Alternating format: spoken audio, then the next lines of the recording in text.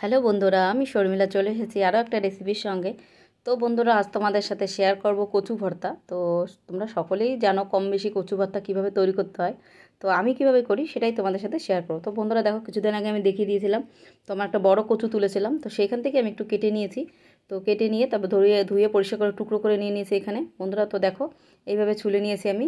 তো ছুলে নিয়ে ভালো করে ধুয়ে নিয়েছি। তো এরপরে আমি কচু ভর্তাটাকে একটা গ্রেটারের সাহায্যে আমি ভালো করে একটু কুচি কুচি করে নেব। তো এইভাবে আমি গ্রেটার দিয়ে কুচি কুচি করে নেব।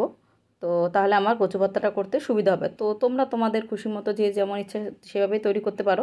তো আমি এইভাবে তৈরি করি, এভাবেই শেয়ার করলাম। তো দেখো বন্ধুরা, কচুটাকে আমি ভালো করে এরকম করে ছোটো ছোটো করে কুচি কুচি করে নিয়েছি। তো তারপর আমি হাত দিয়ে ভালো করে চেপে চেপে, তো কচুর যে দুধটা আছে তো সেই দুধটা আমি বের করে নেবো, যাতে আমার কচু ভর্তা খাওয়ার সময় না চুলকায়।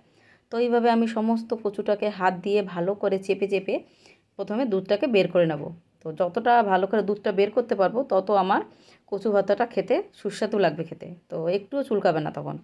তো তারপর বন্ধুরা দেখো, এইভাবে আমি এই দুধটাকে ফেলে দেবো।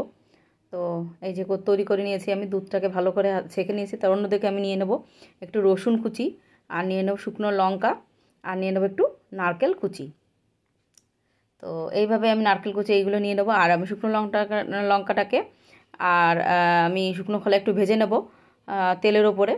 তো ভেজে আমি রেখে দেবো। তো তারপর বন্ধুরা আমি এই তেল থেকে তুলে নিয়ে তেলটা আমি একটু লো ফ্লেমে রেখে, তো আমি ওই কচুটাকে প্রথমে পেস্ট করে নেব, গ্রাইন্ডারে পেস্ট করে নেব।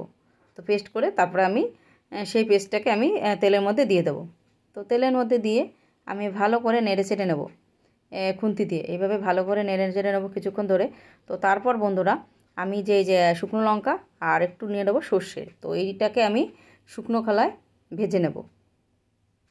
শুকনো খোলায় ভেজে নেব একটু হালকা করে নিয়ে, তারপরে আমি ওটাকে পাটায় বেটে নেব। তো এইবারে আমি একটু লবণ দিয়ে মিশ্রণটাকে ভালো করে নেড়ে চেড়ে নেবো। এইভাবে বেশ কিছুক্ষণ ধরে করবো যতক্ষণ আমার রসটা টেনে যায়। তো তারপর আমি ওই যেটা আমি রেখে দিয়েছিলাম গুঁড়ি করে, আমার হচ্ছে একটু শুকনো লঙ্কা আর একটু সর্ষে, তো সেটা আমি দিয়ে দেবো। তো দিয়ে আমি ভালো করে আবারও নেড়ে চেড়ে নেব। তো এইভাবে বেশ কিছুক্ষণ ধরে আমি নেড়ে চেড়ে নেবো যতক্ষণ আমার ভালো করে রসটা টেনে যায় আর কড়াইয়ের গায়ে লেগে না যায়। তো এইভাবে বেশ কিছুক্ষণ নেড়ে চেড়ে নিয়ে আমি তৈরি করে নেব। তো তারপরে আমি স্বাদ মতো দিয়ে দেবো একটু চিনি, সামান্য পরিমাণ, তো যাতে এর ব্যালেন্সটা ঠিক থাকে। তো খেতেও আর অনেক অনেক সুস্বাদু লাগে এই কচু ভর্তা। তো গরম গরম ভাতের সাথে কচু ভর্তা খেতে খুবই ভালো লাগে বন্ধুরা। তো তোমরা যারা যারা এভাবে খাওনি সবাই একটু বাড়িতে তৈরি করে নিও। আর দেখো আমার তৈরি হয়ে গেছে কচু ভর্তা, সুস্বাদু কচু ভর্তা। তো তারপর বন্ধুরা নামিয়ে নিয়ে উপর থেকে দিয়ে দেবো আমি কাঁচা সর্ষের তেল। তো জাস্ট কোনো ভর্তায় সর্ষের তেল না দিলে একটু জমেই না কাঁচা সর্ষের তেল। তো তারপরে দিয়ে দেবো কয়েকটা কাঁচা লঙ্কা। তো যেহেতু এরা আমাদের বাচ্চারাও খাবে সেজন্য আমি খুব একটা ঝাল দিইনি। তো আমি কচু ভর্তা একটু ঝাল ঝাল হলেই ভালো লাগে।